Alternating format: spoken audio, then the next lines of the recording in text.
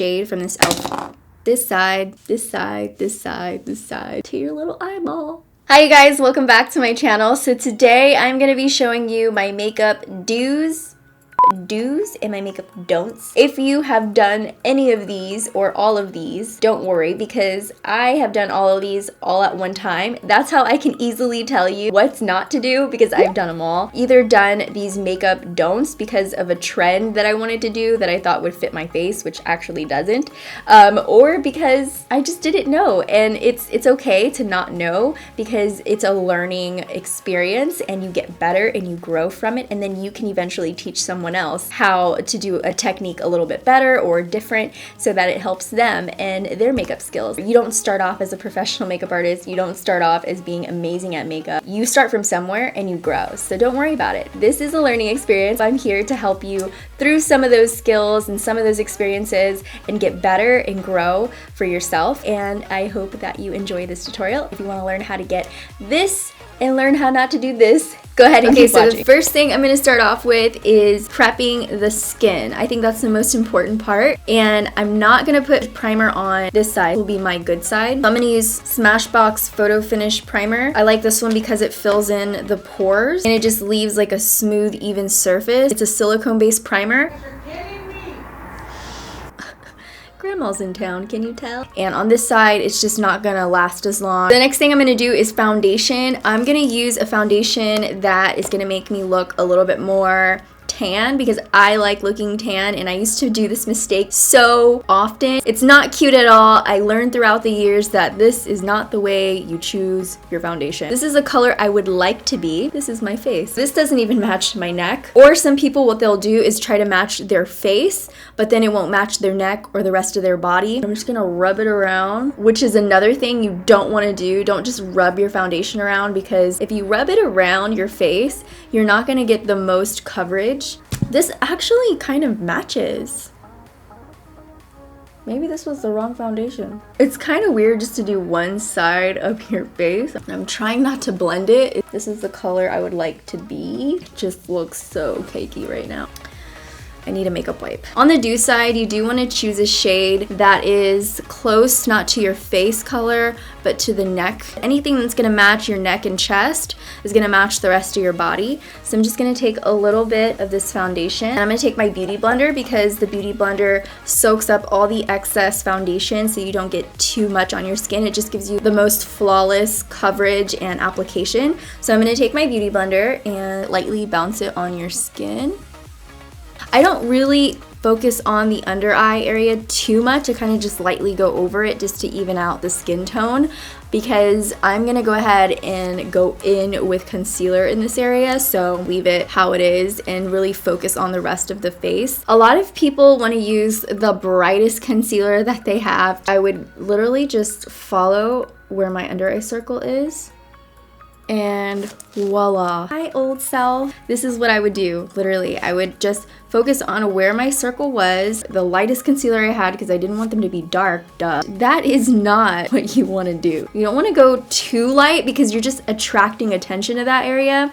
It makes it look like you're trying to cover something up, and it also accentuates the shape of the circle. What you want to do, choose a shade that's about 2 shades lighter than your under eye, and I'm using this light medium shade from Tarte. Take it where the inner corner is, bring it all the way down past the under eye. You see how it starts to curve there? We're gonna go past that, and then we're gonna bring it up all the way up here to the cheekbone and fill it in. Make a V shape under your under eye area. It looks seamless. It blends into your face, your foundation. You don't see a harsh line or a reverse raccoon eye. It just looks a lot brighter and a little bit more lifted than your other eye. The next thing is going in super heavy with powder on your face without your foundation or concealer drying. So let me give you an example. I'm gonna go ahead and take my powder, load it up, and start to pack it on my face. It's just gonna get really patchy looking. It's not gonna look good. So on this side, what I'm doing after everything has dried, I'm gonna go ahead and set my under eyes with a translucent powder. I'm gonna be using this powder right here from Mercier. And just add a little bit of translucent powder to that area.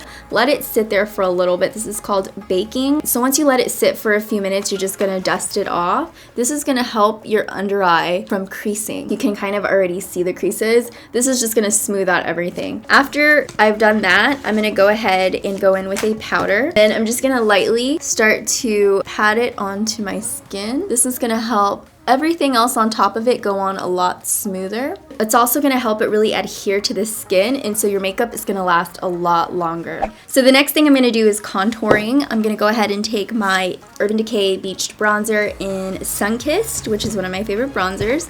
I'm gonna go in with my little paddle brush, is what it looks like to me. Start to contour my cheekbone. First mistake is I'm going in with an orange bronzer. I am going way too low, and you don't want to go too low on your cheek or too close to the corner of your mouth. So bronzer is used to warm up your face, and contour is to create a subtle shadow that your face would naturally have. This is definitely something that I've seen, something that I've done, and never want to do again. But what you do want to do, I'm gonna use this Kat Von D Shade and Light palette, and in this palette, take something that's gonna be a little bit more ashy or on the gray tone side. So I'm gonna take this shade right here and start to contour my cheekbone on this side. If you look at your face and you kind of just like look around, don't look at this side, look around, you'll notice that you naturally have like a gray tone shadow. It's just the way the light hits your face. So you wanna kind of mimic that shadow by enhancing that depth. So you want to go ahead and take something like this. I'm actually going to take a little bit of this shade and this shade together. And then you want to use something that is a little bit more precise. That's going to give you that precise definition. What I'm going to do is go very close to my hairline and start to work in that contour shade. When I blend it, I'm not going to move past this area. I'm going to keep the contour shade behind the apples of the cheekbone, and then I'm going to blend it upwards, not down, because if you go down, then you're going to create this 5 o'clock shadow. And then for contouring the nose, you go straight down your nose. Well, I shaved off a few inches of my nose. It actually draws more attention to my nose. So what I'm gonna do for the right side of my nose, so I'm gonna use the same shade, except on this side, I'm gonna start here and lightly sweep it the midsection of my nose, like right in here. You can already see the shadow and it's kind of thinning it out. And then once I get to the tip of the nose, I'm just going to focus it in a V right here. So the next thing I'm going to do is my cheeks. So I'm going to take this brush and just start to go in. I was on the dance team for my entire high school years, so I used to love blush. Having a ton of blush was just common in the dance team. Everybody knew. We were trained that people want to see your makeup from way far away, high up in the bleachers, and during competitions. So we would put on a ton of blush. So literally I would start here and just go in like my life depended on it, but I would make sure I'd get the apples of the cheeks. I had this big Mary Kay kit, and I would use that bright reddish pink blush all the time, and I thought it was the hottest thing. So this is what you don't do. You don't want to go all the way on your apple, smile, and just rub it in. What I like to do, not to say that this is the only way to do your blush, because I feel like using a blush brush is completely fine, but I like to use a stippling brush because I feel like it gives you the freshest looking wash of color. So what I'm gonna do is take my blush. This is like a peachy pink shade. It's all about the pressure that you put on your face. That's gonna change your makeup game so much. Take my brush and work it towards the apple, the mid apple, and sweep it back like this. Just adds a really natural light flush of color. So now I'm gonna move on to the brows, which are really interesting. So I'm gonna take my Benefit Precisely My Brow Pencil and start to fill in my brows, and I'm gonna use a heavy hand, and I feel like I'm missing so much of my brow that I'm just gonna fill it all in and create a little box in front because the front is so light. This is something that you definitely don't want to do. I feel like we've all done this mistake that is just way too dark. So what you do want to use is a very light hand and focus on the areas where you have the least amount of hair. And I like to start right at the bottom to add definition here. And I'm using the lightest feathery touch to my brow. I already have hair right here, so I'm not gonna go over this spot. Stay right here where there's like 5 or 6 good long strands. Mimic their hair shape.